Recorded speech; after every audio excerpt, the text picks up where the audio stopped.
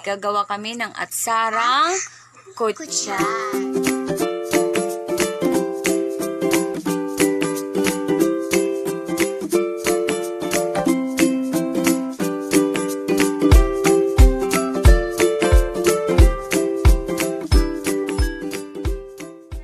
Hi to all my viewers.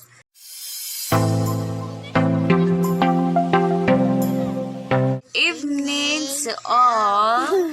Andito kami ngayon sa bahay. Gagawa kami ng atsarang kutsay. Paborito namin yan. So, ikaw, paborito mo ba?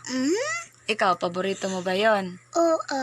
Oh, so, gagawa kami at ituturo namin sa inyo paano gumawa. Abangan niyo kami. Lalagyan ng suka. Pwede kayong bumili sa tindahan. Yung 2.5 piso. 2 suka. Para yummy. At sara kumbaga to ang tawag. Tapos, maglagay ng konting asin. At syempre, asukal. Ayan, haluin siya ng haluin.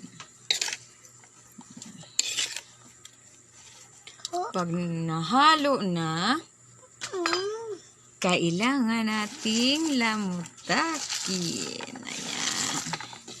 Kailangan maghugas ng kamay bago gawin ito. Para safe. At saka,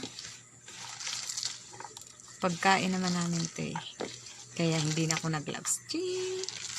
Tsaka nagugas naman ako ng kamay. Kailangan mong lamutakin ng maganda at malakas para manunuot yung lasa ng sabaw. So, ayan guys. Pag ganyan na, pwede na siyang tikman. Ayan ang titikim na bata. O, anong lasa? Matamis. Tapos, Masarap. yan. O, diba? Ako din. Anong lasa? Masarap.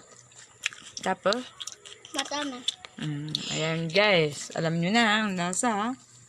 So, gawa kayo. Kutsay na ginumo sa kamot. May asim, asukal, at yan lang. Yan lang. Pwede na siyang iulam.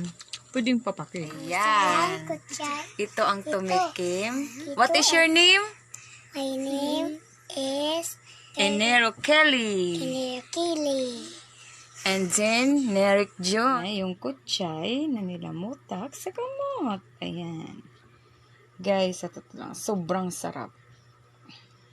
Alam to ng mga waray nun. Kaya guys, try and enjoy.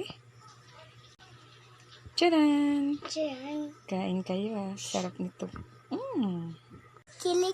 Ayan. So, thank you guys. Follow.